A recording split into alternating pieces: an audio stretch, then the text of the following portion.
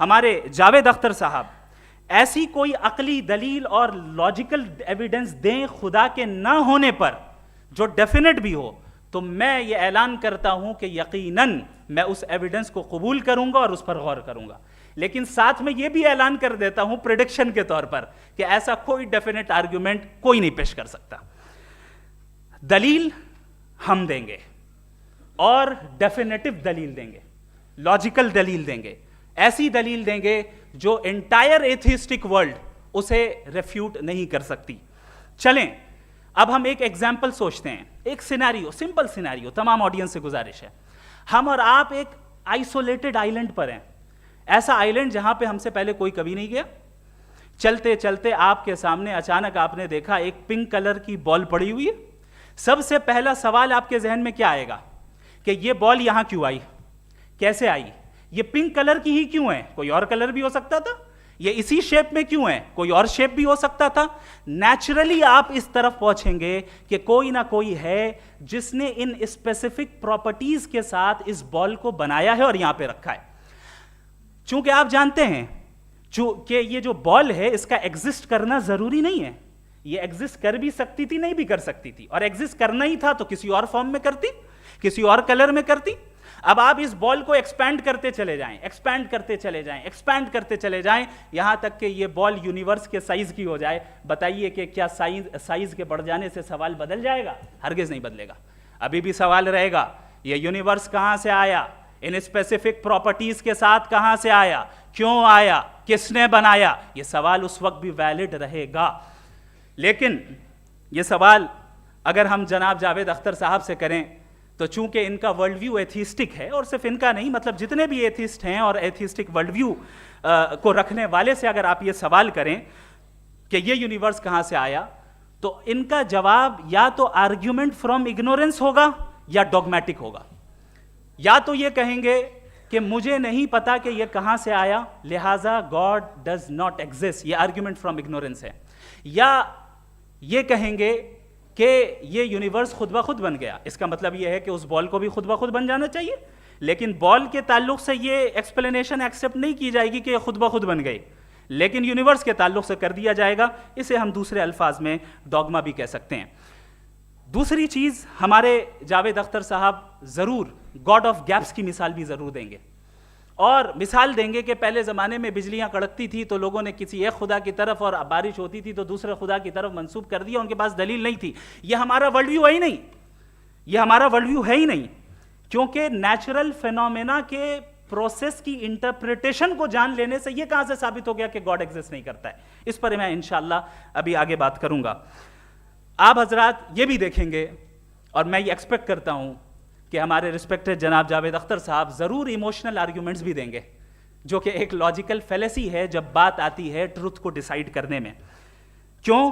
مثال کے طور پر وہ کہیں گے کہ اگر گاڈ ہے تو ایول کیوں ایگزسٹ کرتا ہے، جبکہ میں کہتا ہوں ایول کا ایگزسٹ کرنا گاڈ کے ایگزسٹ کرنے کی دلیل ہے، اس کے خلاف نہیں ہے۔ چونکہ اگر گاڈ ہے تو ہم سب اس کے سامنے اکاؤنٹیبل ہیں، اور اگر ہم اکاؤنٹیبل ہیں تو اکاؤنٹیبلٹی کے لیے ایول کا موجود ہونا ضروری ہے، اس کے بغیر ہم اکاؤنٹیبل نہیں ہو سکتے۔ اور اگر ہم اکاؤنٹیبل نہیں ہیں تو ہم جناب جاوید اختر صاحب سے پوچھیں گے کہ آپ بتائیں کہ پھر سفرنگ اس دنیا میں کیوں ہیں؟ اگر خدا نہیں ہے تو سفرنگ کیوں ہیں؟ اور ان لوگوں کے جذبے کا کیا جن کے اندر سفرنگ کے بعد انتقام لینے کا جذبہ پایا جاتا ہے اور وہ اس دنیا سے ایسے ہی چلے گئے، کیا ان کی ساری تکلیفیں بیکار چلی جائیں گی؟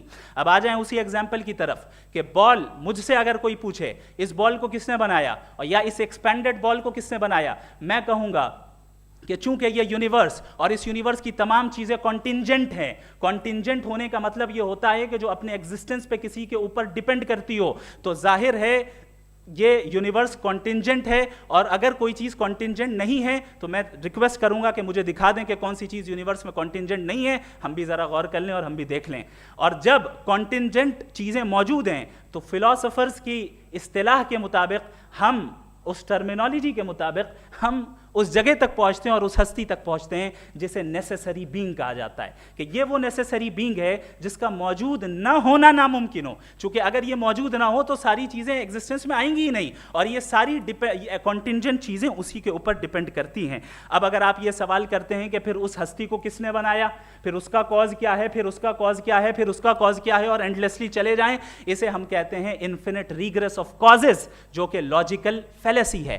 کانسیپچولی انفینٹی پاسبل ہے، مثال کے طور پہ نیومیریکلز 1 2 3 گنتے چلے جائیں، انفینٹ نمبرز ہیں، میں کانسیپچولی بات نہیں کر رہا، پریکٹیکلی ریالٹی میں ثابت کر کے دکھائیں کہ infinite regress of causes possible ہیں یا نہیں۔ اگر پاسبل ہیں تو ہم مان لیں گے، مثال دے دیں، اور پاسبل نہیں ہے تو ایک ہی آپشن بچتا ہے جسے ہم کہتے ہیں نیسیسری بینگ، ایسی نیسیسری بینگ جو انڈیپینڈنٹ ہے، چونکہ اگر وہ ڈیپینڈنٹ ہوئی تو وہ نیسیسری نہیں رہے گی، ایسی انڈیپینڈنٹ بینگ جو اٹرنل ہے، اگر وہ اٹرنل نہیں ہوگی، اس کی بگننگ ہوگی تو وہ خود کنٹینجنٹ ہے، ایسی بینگ جو پاورفل ہے کیونکہ کنٹینجنٹ کو ایکچوالائز کرنے کے لیے پاور چاہیے، ایسی بینگ جو انٹیلیجنٹ ہے اور نالجیبل ہے کیونکہ یہ یونیورس اسپیسیفک فارم اور اسپیسیفک لاز آف نیچر کے تحت پریسائزلی چل رہا ہے۔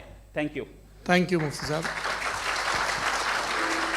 میں ان دلیلوں کے بعد جاوید اختر صاحب سے گزارش کروں گا، آپ بیٹھ کے بولنا چاہیں گے یا باہر؟ جی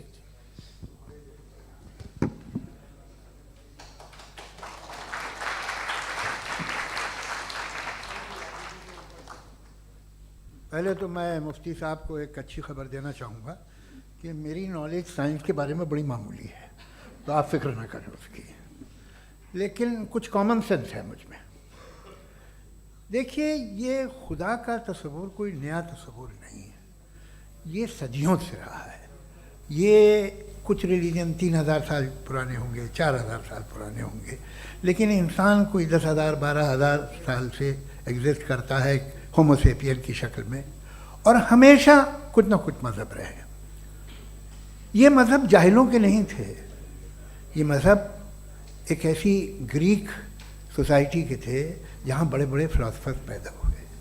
یہ مذہب ایجپشینز کے تھے جنہوں نے پیرامڈز بنائے تھے، یہ رومنز کے تھے کہ جن کا آرکیٹیکچر اور سینٹ یعنی پہلی بنیاد ڈیموکریسی کی لمیٹڈ تھی مگر ڈیموکریسی تھی، یہ ان لوگوں نے کیے تھے۔ تو ان کا جو جوپیٹر تھا، را تھا، زیوس تھا، انہیں اس پہ اتنا ہی اعتماد تھا جتنا آج کسی مذہبی آدمی کو اپنے خدا پہ ہوگا۔ کرسچینٹی آنے سے پہلے یورپ میں ایک مذہب تھا جرمینک ریلیجن، اس کا ایک خدا تھا، اس کی ایک بیوی تھی، اس کے 2 بیٹے تھے، ایک بیٹی تھی۔ پھر جرمنی میں جب یورپ میں کرسچینٹی آئی تو وہ خدا، اس کی بیوی اور پورے خاندان چلا گیا۔ تو ہم نے اگر ہم ہسٹری دیکھیں تو خدا جو ہیں وہ زیادہ تر فانی ہیں، وہ ہمیشہ رہے نہیں، اور وہ جو لوگ انہیں مانتے تھے ان کو آپ کہیں وہ تو جاہل تھے، انہیں تو کچھ پتہ ہی نہیں تھا، ایسا نہیں ہے۔ وہ اپنے وقت میں بڑے قابل لوگ تھے اور اپنے وقت میں انہوں نے بڑے بڑے کام کیے ہیں، فلاسفرز تھے، سائنٹسٹ تھے، لیکن ان کا مذہب کہاں گیا، ان کے خدا کہاں گئے؟ آج جو خدا ہیں دنیا میں لوگ انہیں مانتے ہیں، آپ کو کیا معلوم کہ کتنے برسوں کے بعد کیا ہونے والا ہے؟ ہم یورپ میں دیکھتے ہیں تو چرچ خالی ہیں۔ تو وقت کے ساتھ چیزیں بدلتی ہیں۔ جہاں تک اس کا تعلق ہے مذہبوں کا، ہر مذہب آپ سے ایک چیز مانگتا ہے، فیتھ۔ یہ فیتھ کیا چیز ہوتی ہے؟ What is the difference between faith and belief? یہ تو بہت ہی احمقانہ بات ہوگی کہ کوئی آدمی کہے صاحب اگر خدا ہے تو مجھے دکھائیے، یہ تو جاہلانہ بات ہوئی۔ میں نے تو نارتھ پول نہیں دیکھا ہے، مگر میں مانتا ہوں کہ نارتھ پول ہے۔ میں کیوں مانتا ہوں؟ اس لیے کہ اگر یہ دنیا راؤنڈ ہے تو اس کا کوئی ٹاپ ہوگا۔ کچھ لوگ ہیں جو وہاں گئے بھی ہیں، کامن سینس کہتا ہے کہ ایسا ہوگا، ثبوت ہے، گواہ ہے، ریزن ہے۔ تو یہ میرا فیتھ نہیں ہے۔ تو فیتھ میں اور بلیف میں ڈفرنس کیا ہے؟ جو مذہب مانگتا ہے آپ سے، ہر مذہب فیتھ مانگتا ہے۔ فیتھ کا مطلب یہ ہے کہ نہ کوئی گواہ ہو، نہ کوئی ثبوت ہو، نہ کوئی ریشنل ہو، نہ کوئی لاجک ہو، نہ کوئی پروف ہو، مگر تم ایک بات کو مانو۔ یہ ہے فیتھ، ورنہ بلیف ہوتا۔ اگر اس میں کچھ بھی ثبوت ہوتے، گواہ ہوتے، تو پھر اسے آپ بلیف کہتے ہیں. جیسے میرا بلیف ہے کہ نارتھ پول ہے، میرا فیتھ تھوڑی ہے.